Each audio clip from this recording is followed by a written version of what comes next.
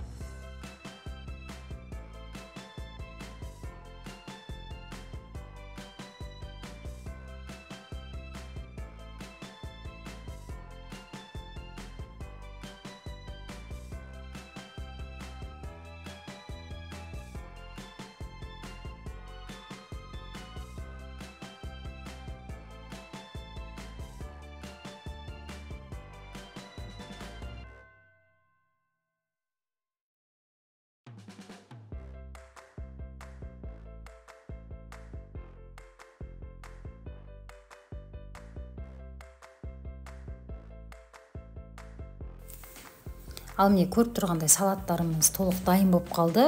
Бұл жерде мен ішіне барлығын майонез алған жоқпын. Жартысын майонез және қаймақтан салып жердім. Бұл жерде қаймақ менде президенттің 15% қаймағын салдым. Өздеріңіздің қалауларыңыз қандай қаймақ салсаңыздар да қатты қышқыл болмасын қаймақтарыңыз.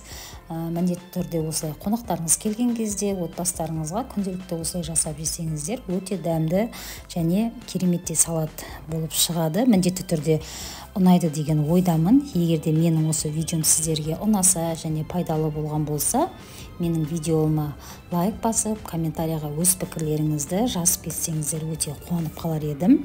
Алдағы уақытта сіздерменен көптеген рецепт видеолармен бөлісетін боламын. Сіздермен болған Айнұр. Келесі видео рецептте жолыққанша аман сау болыңыздар.